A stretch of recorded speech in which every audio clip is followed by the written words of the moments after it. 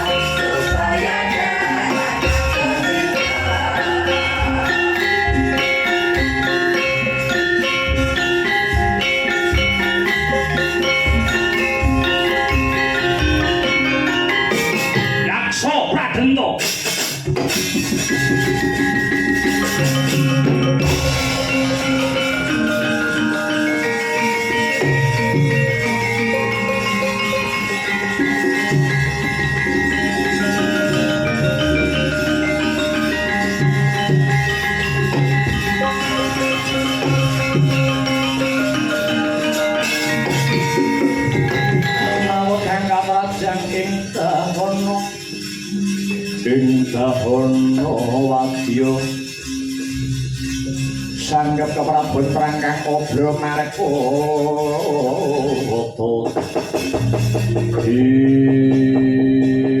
ikut latala bojreng iblis lakna podo kegujikan setan bembo menungso aku Prabu Yaksa Pradenta muri saka negaraku Tunjung Langgaban Rina pantaraning wengi ora ana sing tak gagas kanthi kandhas kanthi tekan turu sing tias ora ana sing tak gontho nganti cetha nganti tuntuming nala ora ana sing tak teliti kanthi permati nganti tekan jroning ati kejaba mung kembang Madukara sing arane Dewi Pregiwa aku wis tresna kepati-pati karo kembang Madukara si Dewi Pregiwa kang siang pantaraning dalu tansah sonjo ing pungkasaning pangimbenku ya kabar kang sumebar pawarta kang warata mbok bakul sinambi wara yen Dewi Pregiwa ing Ripalungguhan iki bakal kajatuh krama karo bocah Primbondane si Gatotkaca mumpung durung degaupan Gatotkaca lan Dewi Pregiwa lak colong lak pondhong Dewi Pregiwa negaraku Tunjung Langgaban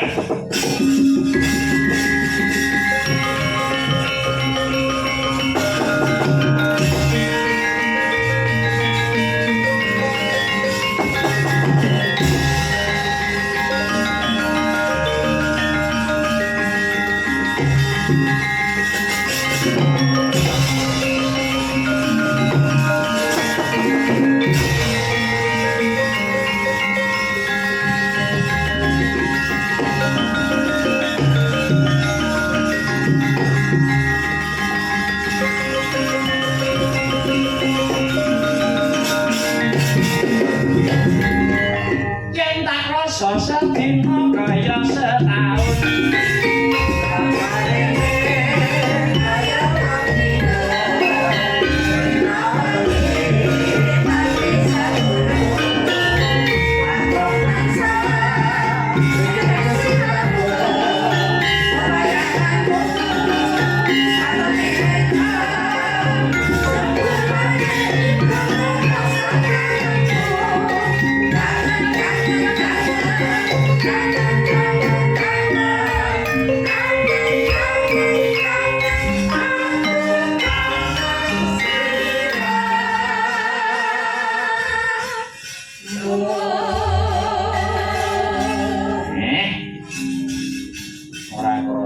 jam 2.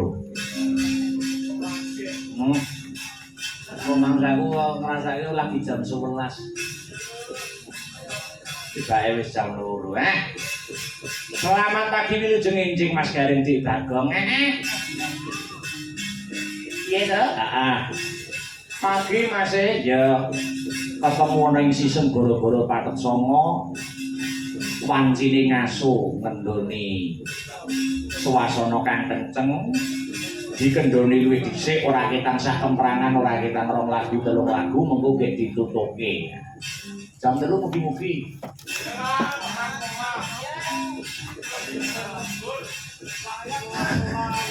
Iki jam 3 punjul wis kira ngebut tenan.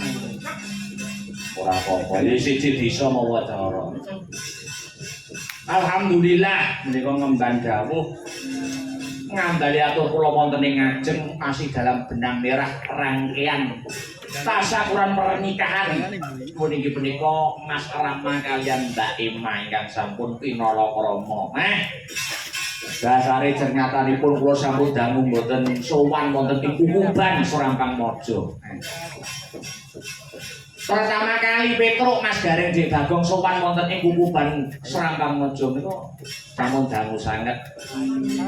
Saderenge Covid menika kula sampun mlebet wonten ing Kukuban Serampang Mojo. Menawi mboten klentu pun ping 3 wonten ing daerah mriki. Acarane kene yen ora kleru ya pernikahan kabeh ya Petruk. Ha iya. Alhamdulillah isih dipertemukan karo sedulur-sedulur Serampang Mojo temu kangen, jembarke serawung, jembarke tali silaturahmi, jembarke rasa paseduluran. Kanjeng Nabi wis nate paring dawuh sok sapa sing seneng nyambung tali silaturahmi jembarke tali paseduluran fa insyaallah bakal dijembarke rezekine kang sarta uga bakal didawake umure. Amin ya rabbal alamin. Pancen sing disesuwun kaya mengkono. Ayo. Ternyatane alhamdulillah luwih sore nganti jam 2 punjul iki wis pinaringan lancar gansar. Yen ngendhek awake dhewe ibu misi 6 wis 4 taun kepungkur ibarate nadar wis lunas. Ibarate wong utang kuwi wis lunas. Alhamdulillah wis luar sing dadi nadare iso belar-belir gantung gong atur kang lipur warga masyarakat sakiwa tengene Serampang Mojo. Sok sapa sing nyenengke wong liya menika bakal cadanganipun swarga. Ngono. Heeh. Ya. Gundem kang tanpa guna gegojekan karo mlaku. Wis diwiwiti karo kangen. Suwe ora metu. Senengane lek nyaron. Kangen. Terus yen tak rasa. Lah ya. Mas Heru.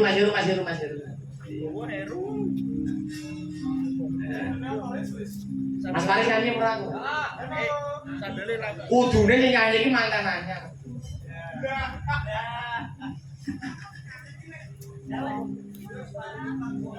Halo, selamat pagi. Apa ini pas mari Mas Faris nang Trubla ya.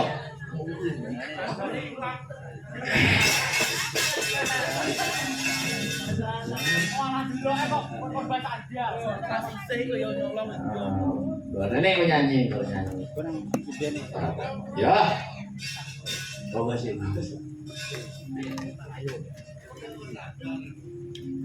Tapi dan aku susah menyerang gue. Iya. Ayo. Monggo Mas Guru napa niki badhe niku wis. Kanggo pinanganten kekalih. Pelok barang sehat.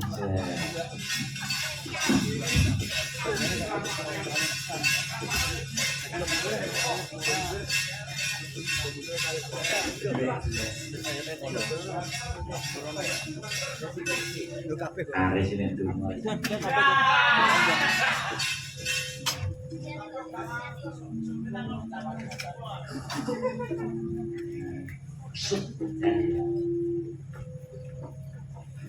Ya, maka Mas Ari. Aduh leren-leren mau tambahkan riyen.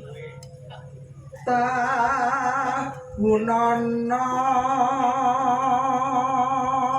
alun-alun Mas Irman.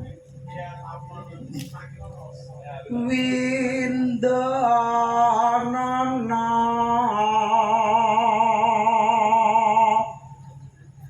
kanthi pikon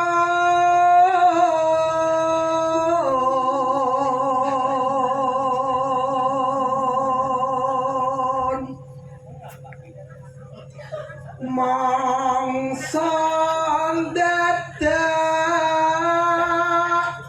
bisa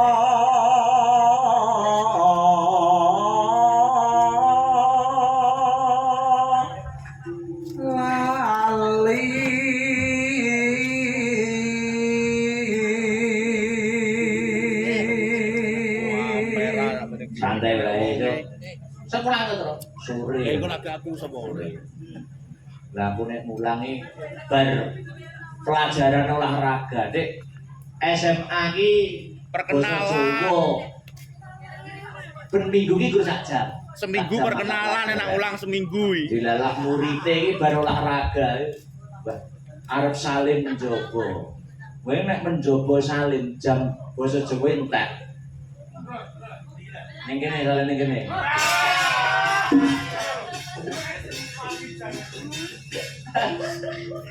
Wes ini kok.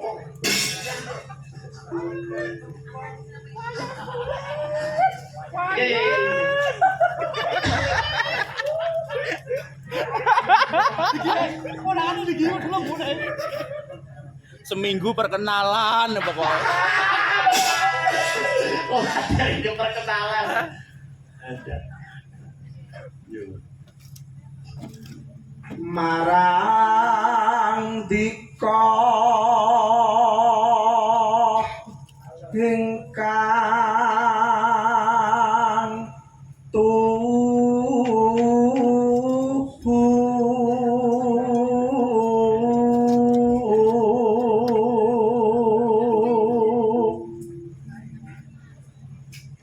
rena wengi dadi ati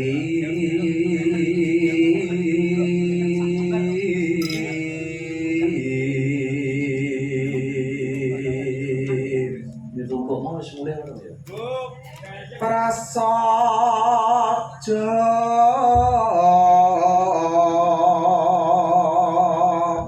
bisa mama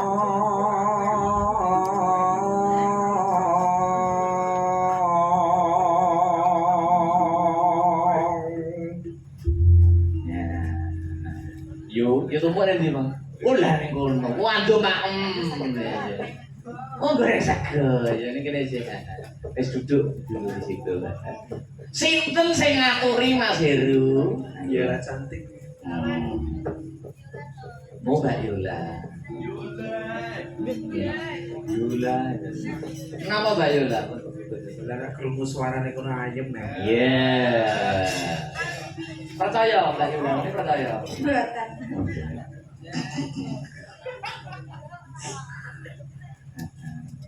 Apa ki? Arep ditibake apa ngono? Ireng manis, Mas. Wah, iki dasar iki. Woi, ya Mas Heri, ireng nangis. Ya, coba kayak apa? Ya, buka dulu.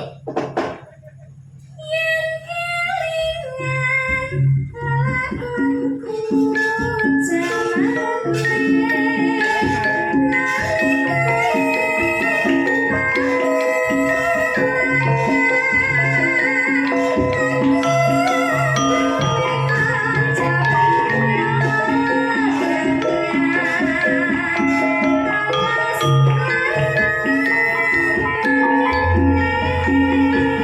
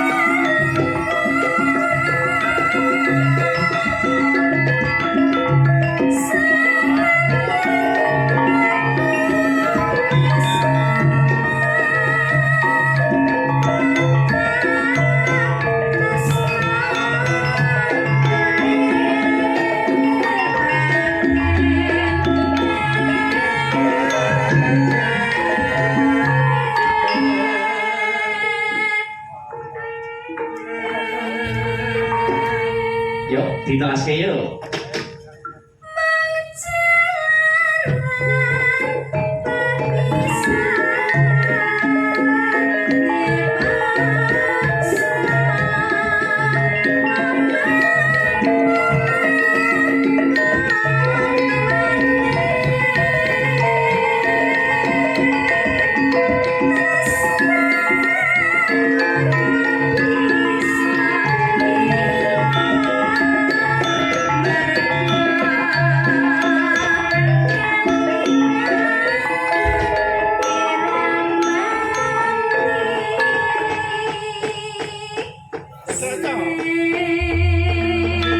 Makasih Mbak Yula. Saya dari Masiru Mbak Yula cantik. Aku saiki tak menyapa Mbak Tumpuk cantik. Wis dahar durung. Nggih, pripun Alam-alaman nggih. Nggih. Pripun pun dahar? Dereng nang nedha niki wau. Dahar apane nejo? Adike, nak jenengan dahar nak kula nedha. Oh nggih. Wah aku kelingan jaman biyen nang Kalimantan kali Mbak Tumpuk niku. Sing ngendang Pak Wanto. Nggih, Pak Wanto Blitar. Pak pesawate Pak Wanto urung ngerti dikira penabuh gawan jenengan niku. Ngaten nggih. Bareng munggah, lah Mas wingi pundi to sing tiyang jenengan ajak wingi. Lah niku masa ada gumun tenan niku. Marang ndherek ajar, Mas. Tapi jenengan mung masahe lho, wayang timplong nggih teng Nganjuk niku nggih. Timplong Asli Nganjuk nggih, nggih. gedhok. Nggih niku mboten setiap dalang bisa. Tapi jenengan oh hebat luar biasa. Kula wingi nggih tumut streaming mantau panjenengan ngasto wayang timplong luar biasa. Ah nggih sak-sake, Mas. Perane kidrah iki. Pluk pluk pluk pluk pluk pluk pluk. Nggih anu ciri khas jetisan. Wah, Asal mula timplong. kedung bajulan. Ngidung bajul. Sing nabuh wong papat wis ruwame lho. Pun wis dadi anake ponakane bojone pun cukup. Gak ada yang luasa kakak kakak. Tanggapan kok kekeluargaan. Nggih, wis. Bisa. Niki pun komplit niki sadare anu. Nggih. Sing gawa dhewe-dhewe Mas, sing gawa trimos, sing gawa panci. Wayang timplong niku. Nggih, Asal ngetokne golongan. aku yo kelingan nalika teng Bojonegoro Purwosari. Monji. Anu, napa niku YouTube-i mayangi awan bengine sak nyindene. Jan semburungan. Wayangan awan iki Bharatayuda. Nggih. Wayangan. Pandhawa boyong nika nggih. Ora trimo Bharatayuda, Pandhawa boyong. Ya pun malih niku to Mas, ya wong kula niku teng griya nggih menek kambil ngunggahne wedhek kula niki. Iso jenengan niku. Nggih. Luar biasa. Wong kambil ndek mawon to Mas bunder. Ndak iso. Kudu PT kambil Mas. Mancing sampeyan serikalan tuwa-tuwa kok serikalan. Nggih sing ngajari Bupar Sinomi. Jenengan wis tak kei wong menang. Pripun? Jenengan nunjuk sinden-sinden senembang. Ya. Jadi kita emane-emane. Iya, apa? Seniorku ben awet ngomong aku. Lah nek mbok awet apa ora oleh nyoro. Nggih, niku duwamu Mas, wau niku anu kok aku nak suwi ora tau ngewarono guluku iso seret. Bupar niku. Masa tebu ora tau tinggu kok seret aku ngono. Niki Nggih nyuwara. suarane. Kudu ngono, dikencengin Suarane. Arep dumuk sapa? Heeh. Sapa? Mbak Yusri. Ya, Sri. Atas perintah. Kula mboten lung lho Mbak Sri. Sing lung mriko lho. Iya. Aku nunggur nunjuk tok kok iso. Ayo Mbak Sri jemenang Mbak Sri.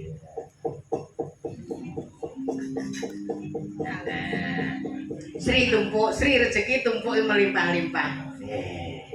Rezekinya muga-muga kuwabeh mawon. Amin. Dipun paringi melimpah ruah sing barokah. Amin ya rabbal alamin pangestunipun. Donga.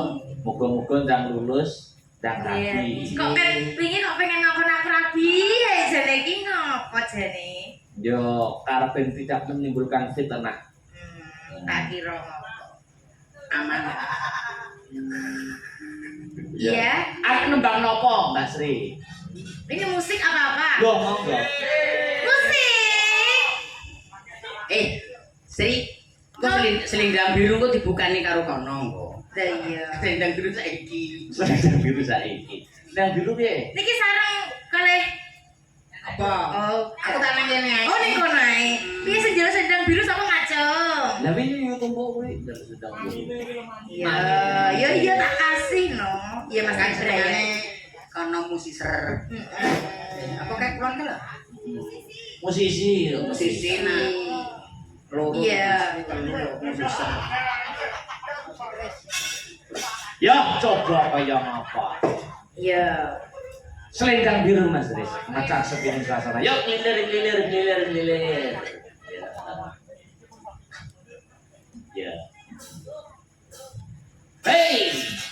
Selendang biru. Nggih, Mas Akbar. Mbak Tumbuk, Dalem. Mbak Sri Pesek niku pun wah putra daerah Nganjuk sing melanglang buana. Nggih. Anggerono wayangan terus ngadeg sapa sing dene Pesek. Sinten mawon dalang ini? Dalang senior sapa sing rung tau di eloki Pesek? Jakarta. Kula sing belajar mawon nggih nate di Nggih niki Mbak YouTube niki kula pernah nyidani niki riyen. Wonten punden pundi nika? teng dari desa Nah, bisa ini gak tahu dijawab meneh kenapa? Waduh Mbak. Coba ada. Jember ngono kuwi. Kalimantan. Gange Mas. Oh. Gange iki lho waduh pendak surong. Jadi tanggapan mau Mbah Keris. Ya ora mesti Mas, Mbak Keris yo sak wayah-wayah. Sik, apa kuwi? Keris. Oh iya. Ya, Ya siaran ulang terus lah. ya karo melaku ya. Si Mantan anyar. Mbak Enggar. Karo Mbak Bir sebenarnya bareng. Nah, kayak sama mantan baru Mbak Bir. Beda ketularan. si mambu kembang setaman. Iya, si mampu kantil. Kantil karo Arya. Yes, Sugeng. Enjing ya Pak Jalang. Selamat pagi Mbak Bir. Selamat pagi Pak Jalang. Aku ki arep tekon karo mantan iki lho Pak. Iya Mbak rasanya dadi mantan dari ratu sehari rasanya iki. Bahagia toh. Bahagia. Heeh. Rumusnya apa tuh Mbak iso sampai menikah? Maksudnya bisa hubungan sampai menikah ngono ki lho. Rumusnya apa? Rumusnya apa Mbak? Rumuse. Omong-omong ya, sing kaya tak omong mau. Oh iya. Ben aku ki karo Pak Jalang ki ya iso ngecakne ben iso ndang menuju ke pelaminan lho. Oh, rumuse kudu digelem dicadongi terus. Apa? Kudu gelem jaluk cadong terus. Cadong? Heeh. Cadongnya apa? Yo batin maupun Lahir. Oh, aku belajar bahasane, Pak. Oh, Aku ngono tahu ya. cek cadong. Rumusnya ngaten to. Loh, pacaran udah lama loh Mbak Bir. Berapa tahun? 8 tahun. 8 tahun. Nggih. Yo, Dari tanah toh. tanak tenan. Aku seneng pas cak kok, Mbak. Iya, Pak. Iya. Penak sat. Bener jare Mas Dalang mau lho. Apa Mas mengurangi fitnah? Lah, Jadi kan nggih satu-satu yo tumpuk. Cak-cek nyekel walang. benar iki yo. Yo kadang ya sing dijaluk iki yo cak-cek ngono Mas. Oh. Tapi kadang yo wong jenenge nggih wong meluti munyu lho, Mbak. Hubungannya apa lho ngrabar kelut berani. Ya cak-cek emang lho, Mas. Oh. Cak-cek kan nyekel to. Lah yo Lah mesti tekan kelut. kadang nyekel kuki welut, kadang lele. Lah melut Ya nang jenengan kan cempolo cak-ceke. Iki cak-ceke nang mik, apa mik? Nek jenengan teng welut. Iki yo mik iki sementara iki nang mik. Nang mah. Aku dino iki karo yoga-yoga ki wis diwehi jeneng Pak Dalang. Apa? Budalang. Oh, Betul budak. iki lho iki jare iki padha karo sinden-sinden asal belata. Hati aku ki wis saiki. Lah pas seragamnya masih beda. Lah aku gak butuh kok seragam. Wah. Budune iki kok. Sampai tobar Sama sama ya. warni gitu loh. Mbak Firman sapa, Mang? Budalang. Budalang. Lah aku meng kok ana diarani budalong. Budal ini.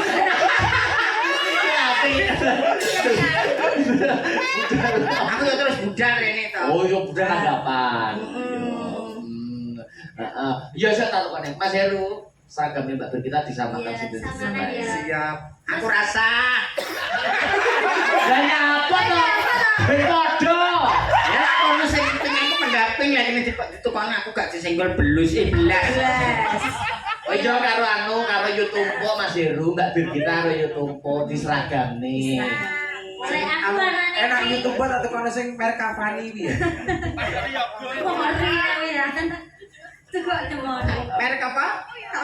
Cavani kuwi nak putih. Di antara sampean iki yoga sing tak pilih satu Pak Dalang. Siapa? Sinten penyipinge sampean iki lho lho. Mas Karis. Sing baik hati ya mong kuwi ngerti aku bingung nggawa kopi karo nggawa dhewe iki sing gawakne ya Mas Karis iki. Sesuk bayarne tambah ya, Pak. Ya, tambah ya. Ya iki ditambahi omongan ra genah. Gak mau semuanya tak kayak omongan yang tahu lah. Salah terus iki mangga. Aja disenai kok Pak sing baik karo aku nggo iki lho, Pak. Lah kudune sing gawa kopernya sapa ta? Ini kudune iki aku ya juga diwangi Pak Dalang ngono lho. Ki mau yo ngono wis munggah sik dhewe aku tak unggah keri. Lah kono senengane nang isor. Ya enggak. Aku mbiyen mantan anyar ya kadang yo nang dhuwur Kadang ning solongan ya. ora mesti yo tinggi tok. Solongan namanya kaya tinggi. Oh, mana itu? Oh, iso. Mbak Birgita. Sampai mau berangkat rene jam piro? Aku iki tangi turu jam 5. Terus ning kamar wis renek sampean iki. Ya. Demai kamu gasek. Loh, ning ndi to jane aku? Lah ya Pak aku mau berangkatnya jam pira Mbak? Mbak setengah 6. Aku nak tangi turu kan butuh fresh to. Buka kamar lho kok ning ndi kok wis udah. Lah sampean yo sibuk terus, mosake aku ning omah ki sampean tinggal sekolah, tinggal mulang tuh yo bedmu to Pak, Pak. Yo ning jare resep karo mantan anyar piye carane? Ben gak bedmu ki piye to Mbak? Ben aku iso awet gak berantem terus. Walaupun jarang bertemu gitu. Lah. Resepnya. Anu, Enggak. nopo Dimarahi carane buka piye. carane buka. Heeh. Buka tak video. Wi rahasia anggar ya. Rahasia. Ora sambut ditutut wis benang saran. Oh, setiap rumah tangga dhewe-dhewe gayane. Penasaran kok penasaran itu Benang saran. Kayane dhewe-dhewe. Ade sampean gaya apa ya, Pak? gaya apa yo? Gaya apa? Gaya uling. Gaya uling ngene Mas. Kayak santang. Ya tumpuke jane nek lucu ya anu, orang guae nek lucu. Lucu nek bingung guae malah lucu. Nek bingung anu ngono iki malah Lah lucu. dipikir malah gak lucu. Belum malah lucu. Lucu yo ben ora yo ben. Pak ulat yang saya aja dikane dinglek. Aku dikepro dinglek lho. Aku ora ngono diangkane dinglek. Nembang karo Mbak Iker ben ketularan Mbak Ayu Bergi anu Ndur Bergita. Apa ya Pak ini Pak? Tapi Musik. Musik. Ya semayan ya Pak. sana. Emang Lamunan sampun lestari sampun. ya pujan sih ya apa-apa. Oke. Aku tuh nek kalian pujan ning sedilokne nek. Ora. Aku ijan ate bingung nyanyi. Mas sing belani banyu tumpuk. Nek ana sing ngelokne sing hujan sampean. Ya itu tumpuk ya. Nyanyi iki rasa wedi. Mumpung enek seniore nak salah ben bener. Nyapa malah ngateke nyapa kan. Aku kudu ngerau tindasku dhewe kok. Kon arep ngepro debu aku. Ora apa-apa. Bojomu wis mulai ya kon mulai ya bojomu. Boleh. Anake nangis ya Mas. Ayo wis ben. Anake nangis boke malah cek manja. Ya, takonan Mbak. Kok mi ono. Maksudnya enek jote karo susu. Jenenge ngono tak anu to. Meres to. Mersapi. Meresapi. Mersapi Mas. Aku dengi mersapi selentrak Mas. Meresapi apa? Lah yo meresapi itu. Oh, meresapi. Aku sampe contoh dia, Grek. Meresapi aku selentrak aku nang gurine Mas. Iya. Kaget sapine Mas.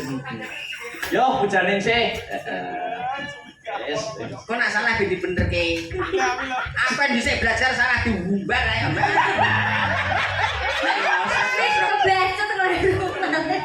Akhirnya nggak jadi. Lah aku mung kolor buan terbaik pedot anune aspale.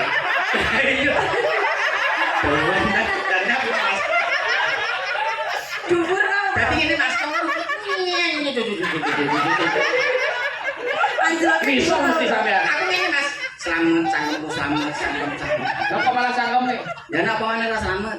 Oh iya. Bae nyosor. Selamat bae nang kene. Lah iki nang ndi kon tegas selamat iki. Wis jenenge kuwi. Anu jere tekleng tiba to. Selamat tapi yo. Sak apa bae ya alhamdulillah paring seger malah selamat nggih. Malah iso jajak nek tengkleng. Kang Sipan ngingeti aku enggak aku. Tikis bayi ini kan. Sih. Aku latah coba lu. Wes tanyani. Oh nek bener Bendi. Dipedi benerne wis bener kok. Oh iya. Nek salah. Nek salah. Kok nak wis bener diumbar ae, nak salah yo diumbar ae. Ben dipilih bener dhewe iki ya. Ya, heeh. Maka sih, maka atas.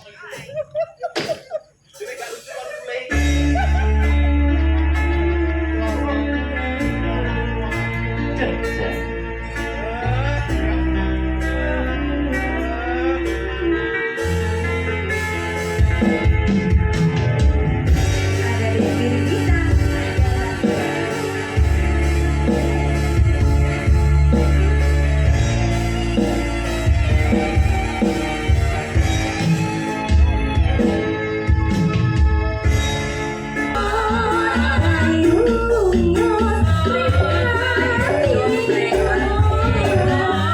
Luar biasa.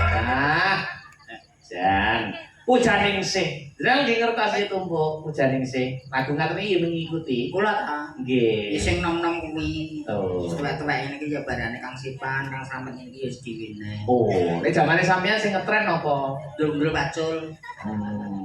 Upami sing jineman. Mboten nate jinem kula. Suwi ra tau jinem. Iya, luar biasa. Ya terakhir. Coba bagus sih. Sebenang. Bedi kacane yo tuh, yo berdiri yo. Nanti kita kula Mbak Sri yo kumpul. Ya ta yo. Nggih. Nggih sekalian. Oke, nggih pun, ayo berdiri yo. Asal pun wong. Pun Oh wes ya. Iya. pertama pisanan dhisik dhewe. Iya. Ya karena yo kembok berdiri ya. Bubar Mbak. Ngapunten. Ngapunten Mbak. Ya Allah. Aku seneng guyon nek karo Mbakku ya. Mbak. Yo apa ya? Lemong mawon. Oke, Lengkong. Bener. Bang loro nduk ya. Ben bekerja. Iki nduk, bang loro ya aku nak tak bantu wengko samanan enggak. Lengkong. Ya, lewong kanggo penutup ana ing season gara-gara bar iki nutupe lah. Lagon. Ya, lewong coba kaya apa? Ya.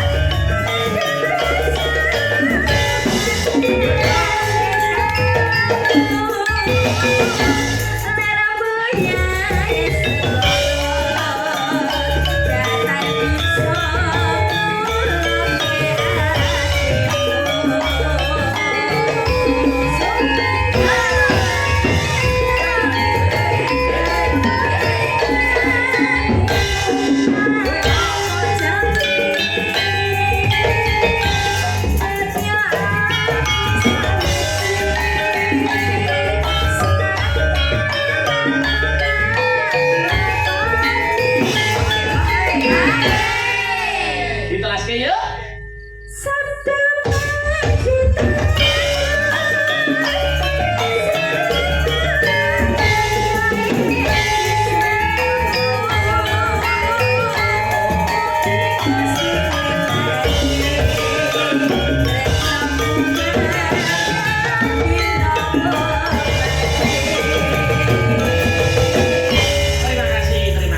Terima kasih. Yuk tumpuk. Alam Keripik gedang, keripik telo. si Apa kuwi? si Dedang matur rata. Tetep nelakan ya. Nggih nggih. Ketemu next time.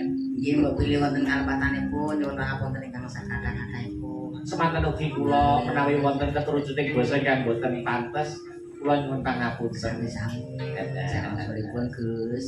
Sewang-sewangan aku nggih. Nggih, monggo jenengan nglajengaken lampah. Kula nggih badhe lampah. Mantuk. Mantuk nggih. Heeh. Ya, kanthi-kanthi krama kurang sak keterangan telung kelir petang keliran rampung ya. Ya.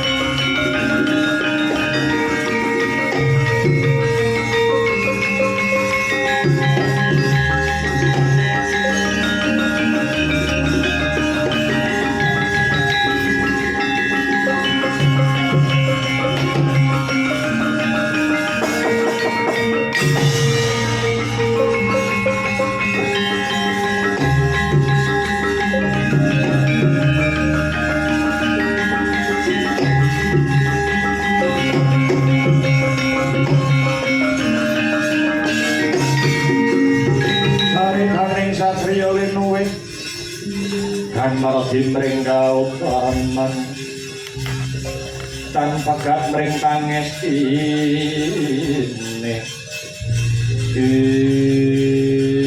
jagat jiwa batorya jagat pangestung para kakang Antasena kendang kapracundang tumibeng ing bantor iki piye wa Semar kula aturi pinarak ingkang jenak Ndara Antasena badhe kula usadane rumiyin.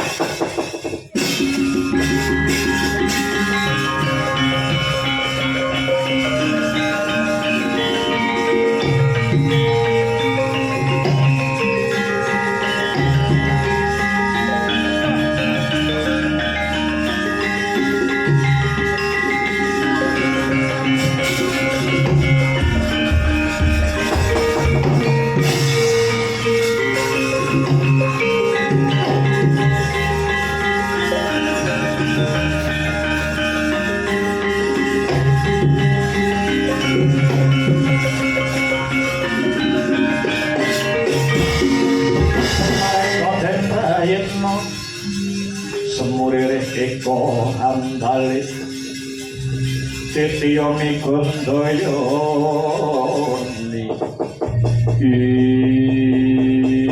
Kakang Antasena kados pundi larah-larahipun ngantos paduka kakang saged pindhang ngantos dumugi papan mriki waduh Abimanyu ketiwasan Yayi iki mau aku bubar wae saka Madukara saperlu nganjihake babagan pahargyan ing adicara temanten kang ora suwe maneh bakal dumadi. Lah kok ramamu Kanjeng Taman bakal murungake dedhaupane Kakang Gatot kelawan Mbak Yu Pregiwa iki kabeh bisa dumadi krana ramamu Kanjeng Paman Janaka kena urup-urupe wong Astina. Aku bisa kandha kang kaya mangkene mergo ramamu Janaka tetep bakal duwe gawe mantu nanging mantene lanang disalini ya misi Lesmana Mandra Kumara Yayi. Nyanti tak rewangi aduta sing balung luting kulit kelawan para kraya dene aku malah ditibani jemparing kelawan ramamu Kanjeng Paman Janaka Abimanyu.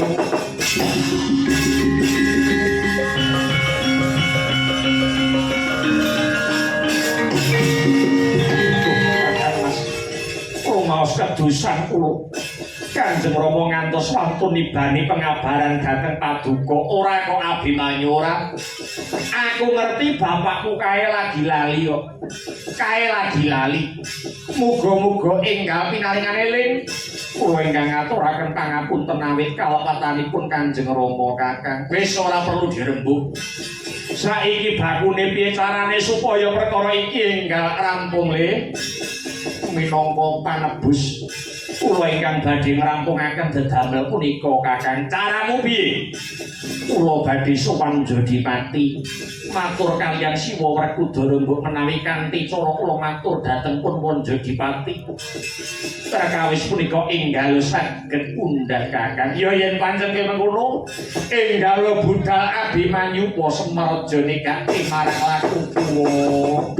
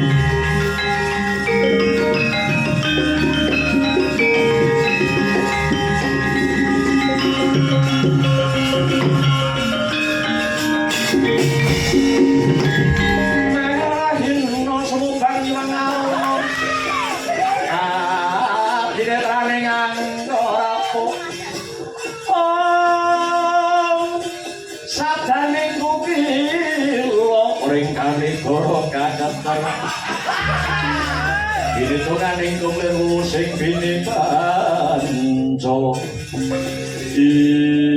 ngadeg kasatriyan Jodipati.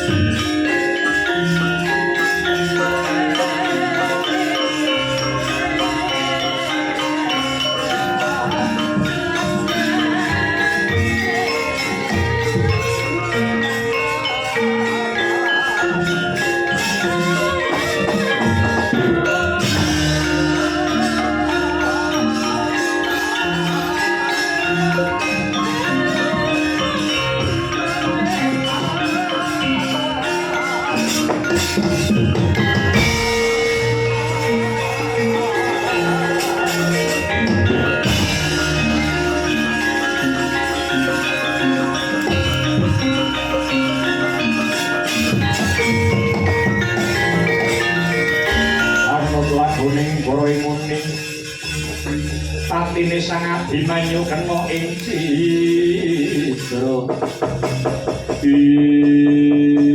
bocah Lompowati. Abimanyu sing teka nuninggih pun Jodipati ana parigawe apa?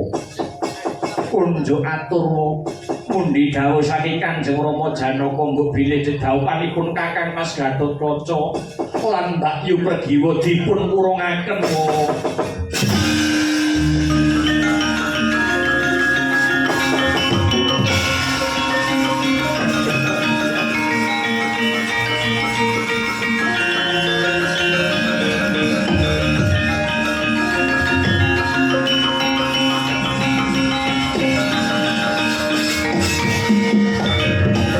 Kanjeng Rama Lelakon menapa ingkang kula sandhang ngantos kula gagar-igar anggen kula badhe palakrama. Kowe aja sambat karo aku. Aku ora mudeng apa sing dadi karepe Janaka ning nyatane. Nyatane kedadiane kudu kaya mangkene. Mbok menawa kurang lemu prihatin, kurang lemu tirakat. Dadine bocah ya kaya kowe ngono kuwi. Rapi kare ngenteni dinane dadak bakal rasuti dene anak aleman minggat.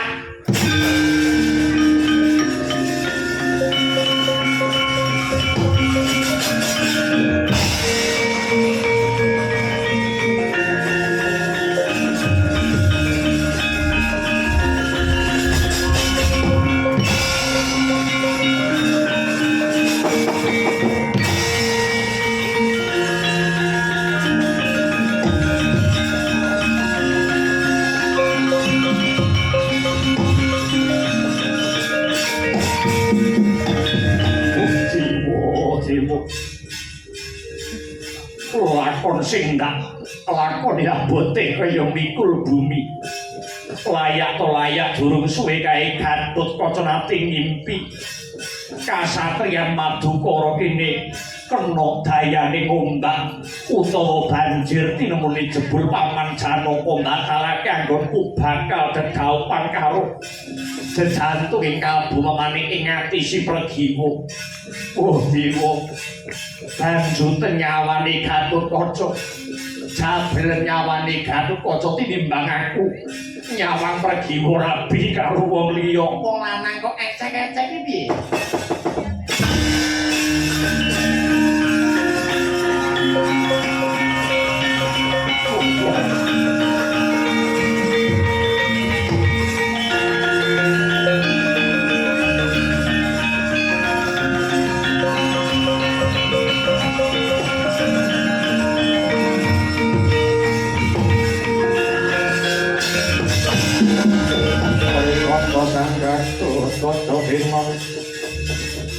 Mapak aran kosuto tekapi rong Kresna.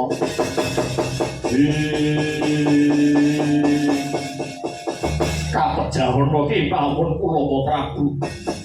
Tinimbang kula nglampahi lelampahan ingkang kados mekaten remuk ingkang dados batin kawula. Musik balon ta dhisik.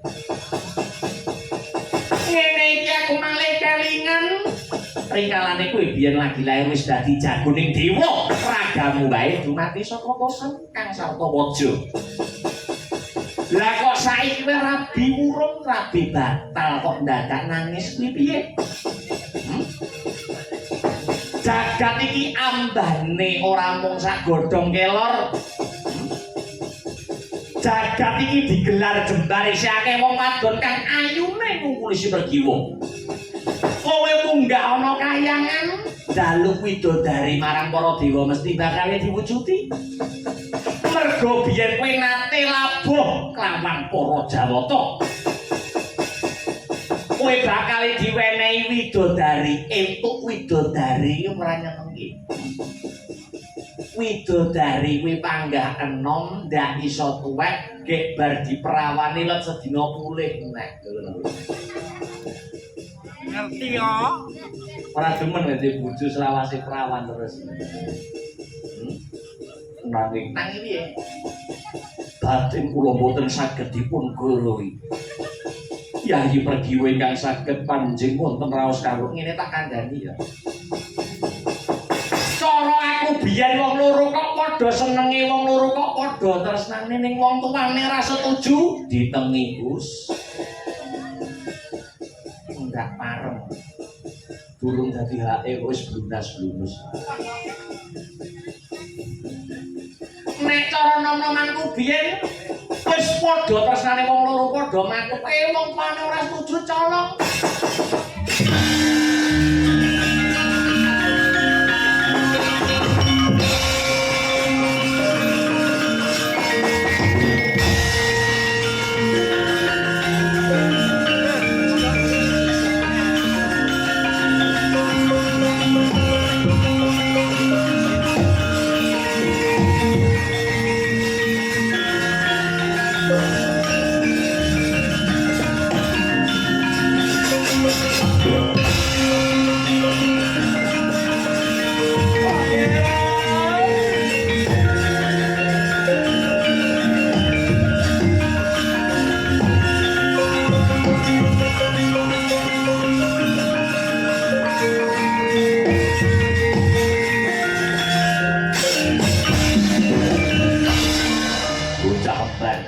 wonten jauh. Tak kei duit 50.000 tuku rokok ning Kartosura. Aduh. Bang, Nggih. Yo arep lecun wong tuwek. Wingi kon tuku rokok, saiki kon tuku rokok. kula boten saged pisah kalian panjenengan Kakang Mas. Aku marani Yayi Pregiwa ning kene wong arep bakal nyeng kuyung. Uyung-uyung rabine Yayi Pregiwa kelawan Lesmana Mandra Kumara. Kula tak entenge patiku timbang aku. Pepisahan Kang Sarta Rabi karo bocah ceklek si Lesmana Mandra Kumara. Duh, cayu aku sing dadi bojomu lah kae lho bocahe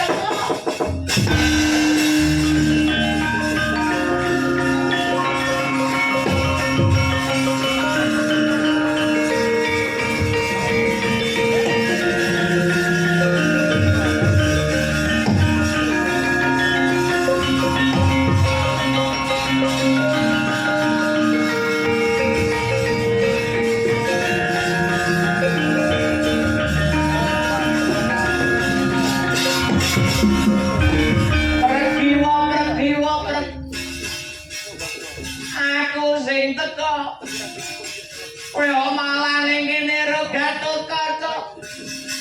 Duh, ayo minggat tekan kene. Aja ngrusuhi calon bojoku. Lakon Rabi karo Pregiwa wis do nglangkahi bangkene Gatotkaca. Kowe lajal ngejak geger.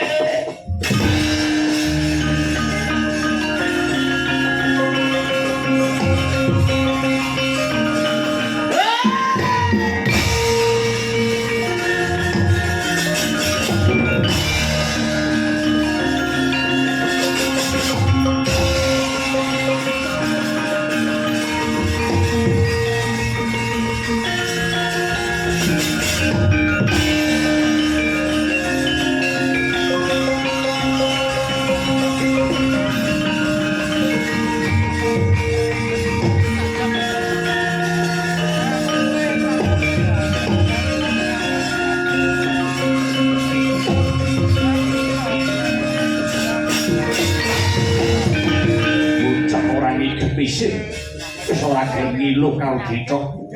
Wis ngerti dedawane batal kok isih meksa menteng kelek. Mentang-mentang kaya perbatang. Ndel-ndelke kowe Gatotkaca. Pregiwa badhe kula belani ngantos tetesing getih ingkang pungkasan Kanjeng Paman Edan bosen urip biangsa telek.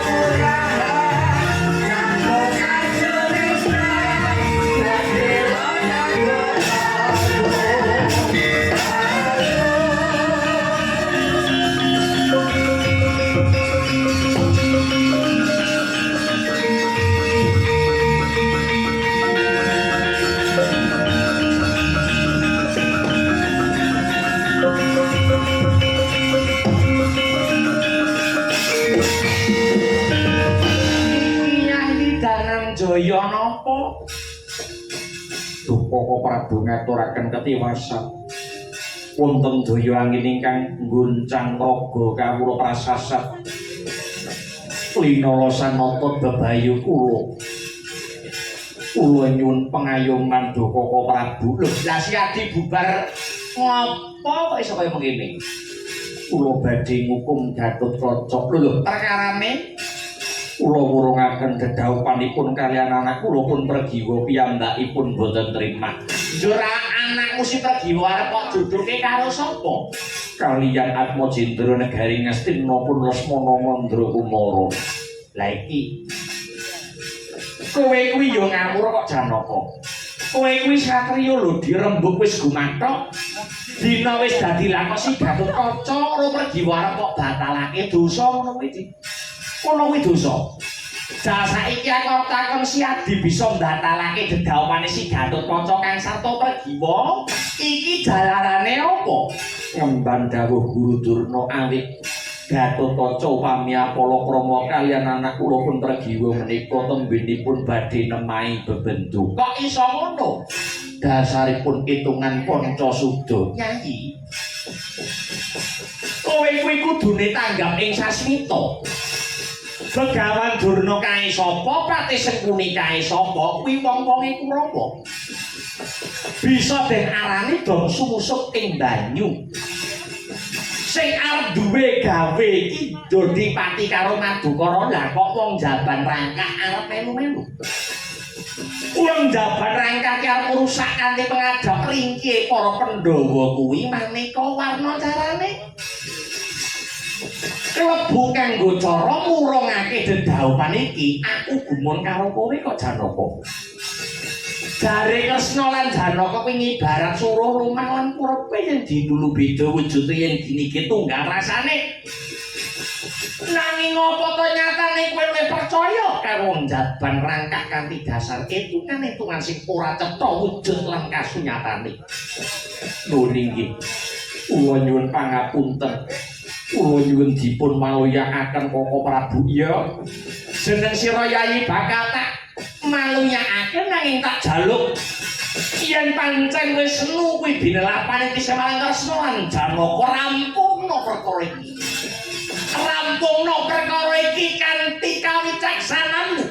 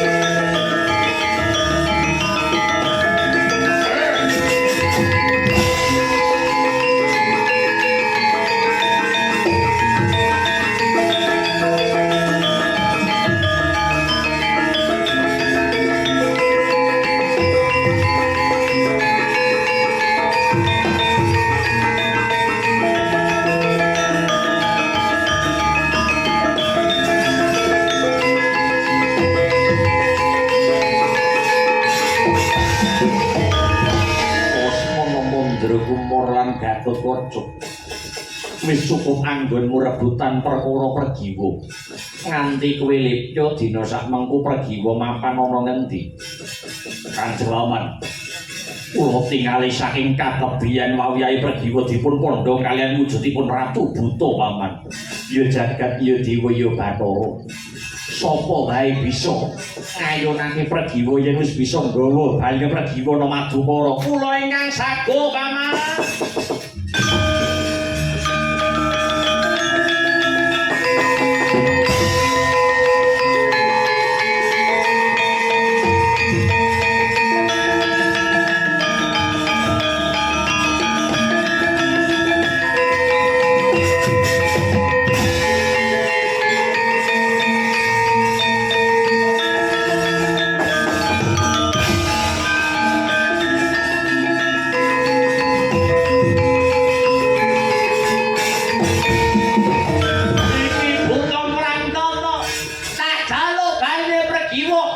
bisa ngalahke Prabu Yaksa Pradenta atepono antara Tulistina Lesmana Mandra Kumara asara nyawa kowe.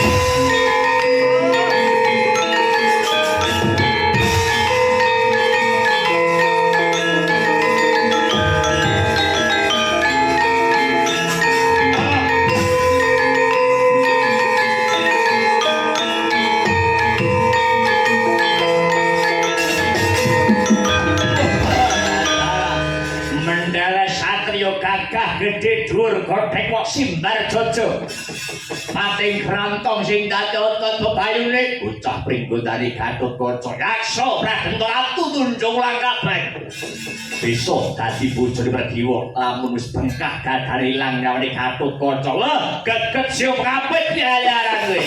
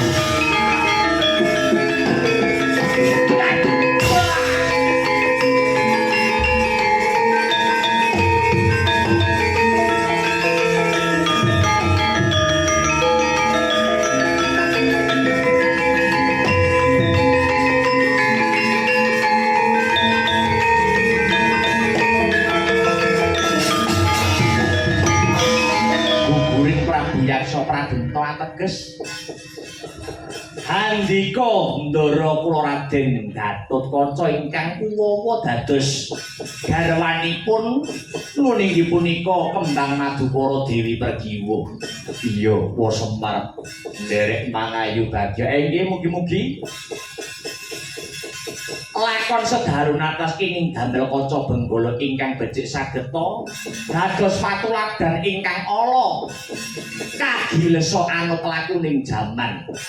Mugi-mugi lakon Sedaru Natas saged anyembui dumateng katentreman kayuwanen kang sato karaharjanipun utamanipun Sohibul Hajat ingkang dalu sakmangke sampun kasembadan Kajatukrama nuninggih menika Kang Mas Rama kang sarta Mbak Ema dadya keluarga ingkang sakinah mawaddah warahmah pindhane Mimi lan Mintuna satemah pinaringan momongan ingkang piguna tumrap nusa negara kang sarta agami ndara.